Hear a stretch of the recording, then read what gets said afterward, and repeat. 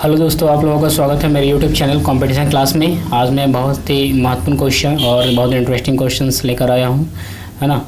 तो देखते जाइएगा, सारे क्वेश्चन इंपॉर्टेंट हैं, आप लोगों को आने वाले एग्जामों में पूछा जा सकता है ना। ये सारे कंपटीशन एग्जामों के लिए महत्वपूर्ण है।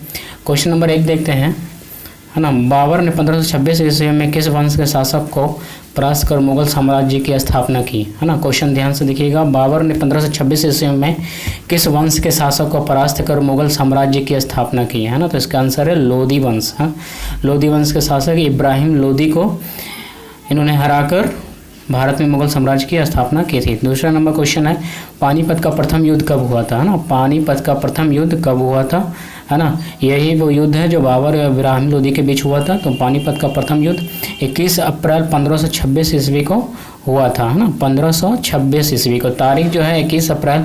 ये बहुत सारे विद्वानों के बीच मतभेद है ना। कोई अप्रैल में बताते हैं, कोई नवंबर में बताते हैं, है ना। लेकिन साल 1526 ये सही है। क्वेश्चन नंबर 3 में आते हैं, बाबर ने प्रसिद्ध तुलुगमा नीति का प्रयोग सर्वप्रथम किस युद्ध में किया, है ना। बाबर ने प्रसिद्ध तुलुगमा नीति का प्रयोग सर्वप्रथम किस युद्ध में किया, पानीपत के प्रथम युद्ध में, है ना। पानीपत के प्रथम युद्ध में उन्होंने तुलुगमा नीति का प्रयोग किया।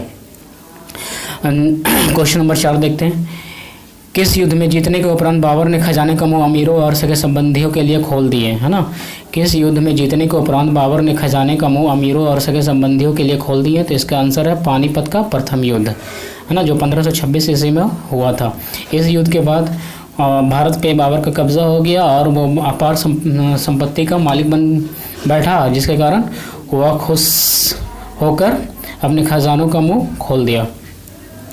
क्वेश्चन नंबर 5 में आते हैं, भारत में ग्रैंड ट्रंक रोड किसने बनवाई थी। भारत में ग्रैंड ट्रंक रोड किसने बनवाई थी, शेर शाह सूरी ने, है ना। किसने बनवाई थी, शेर शाह सूरी ने बनवाई थी भारत में ग्रैंड ट्रंक रोड। अगला क्वेश्चन आता है क्वेश्चन नंबर 6 में, गुजरात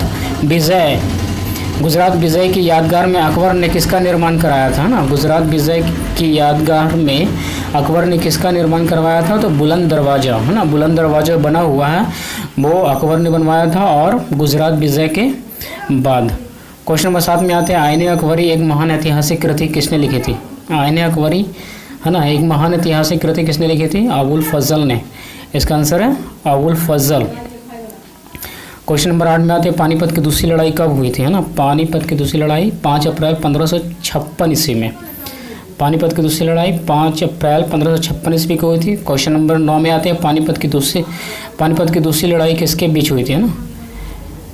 पानीपत की दूसरी लड़ाई किसके बीच हुई थी, अकबर और हिमू के बीच हुई थी, है ना।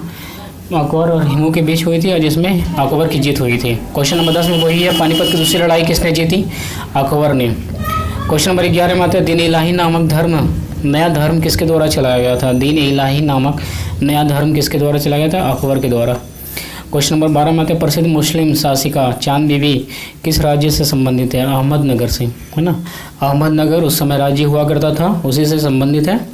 क्वेश्चन नंबर 13 में आते हैं, मनसबदारी प्रणाली को किसने प्रारंभ किया था। मनसबदारी प्रणाली को अकबर ने प्रारंभ किया था।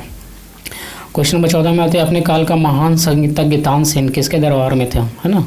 तानसेन उस समय बहुत बड़े संगीतज्ञ थे, है ना, वो अकबर के दरबार में थे। क्वेश्चन नंबर 15 में आते हैं, मुगल काल की राजभाषा क्या थी, है ना। जैसे आज हम लोग की मातृभाषा पूरे भारत की हिंदी है, उसी प्रकार मुगल काल में मुगल साम्राज्य की राजभाषा क्या थी, फारसी, है ना।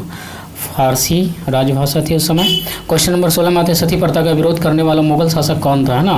मतलब किस मुगल शासक को सती प्रथा ठीक नहीं लगता था, वो अकबर था, है ना। अकबर को सती प्रथा कुछ ठीक प्रथा नहीं लगती थी। क्वेश्चन नंबर 17 में आते हैं, भारत में मुगल साम्राज्य की नींव किस युद्ध से पड़ी, है ना। तो भारत में मुगल साम्राज्य की नींव पानीपत का प्रथम युद्ध के बाद पड़ी, जो पहले नंबर क्वेश्चन में बता चुका हूँ। क्वेश्चन नंबर 18 में आते हैं, मुगल चित्रकारी किसके शासनकाल में चरमोत्कर्ष पर था, है ना। मुगल चित्रकारी किसके शासनकाल में चरमोत्कर्ष पर था, तो जहांगीर के टाइम में, है ना। जहांगीर के टाइम में मुगल चित्रकारी पूरे अपने चरमोत्कर्ष पर था। क्वेश्चन नंबर 19 में आते हैं, अकबर की जीवन कथा, है ना, किसने लिखी थी। अकबर की जीवन कथा अबुल फजल ने लिखी थी।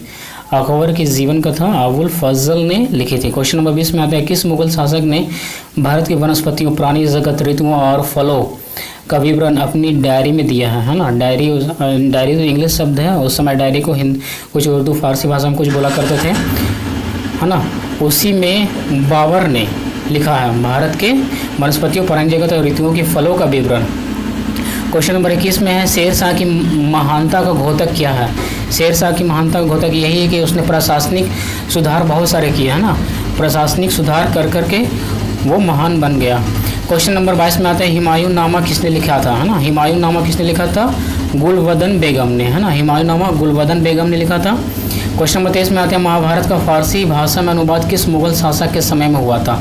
महाभारत का फारसी भाषा में अनुवाद किस मुगल शासक के समय हुआ था? तो अकबर के समय हुआ था, है ना। महाभारत को फारसी भाषा में लिखा गया ताकि फारसी भाषा जानने वाले भी लोग इसे पढ़ सकें। क्वेश्चन नंबर 24 में आते हैं महाभारत ग्रंथ का फारसी भाषा में अनुवादित पुस्तक क्या कहलाता है? महाभारत का फारसी भाषा में अनुवाद तो किया गया, लेकिन जिस पुस्तक में किया गया उस पुस्तक को क्या कहते हैं ना? तो रज़्मनामा उसका नाम है ना, रज़्मनामा कहते हैं उसको। क्वेश्चन नंबर 25 में आते हैं किस मुगल शासक ने सैयद भाइयों को गिराया? मतलब सैयद भाइयों का पतन का कारण कौन सा मुगल शासक था? तो मोहम्मद शाह, है ना, मोहम्मद शाह था। यहाँ तक ये लास्ट क्वेश्चन था दोस्तों। अगर वीडियो आप लोगों को पसंद आया तो लाइक कर दीजिए और चैनल को सब्सक्राइब कर दीजिए। अगले वीडियो तक के लिए धन्यवाद। मैं जल्दी अगला वीडियो लेकर आऊँगा जिसमें और भी इम्पोर्टेंट क्वेश्चन रहेंगे।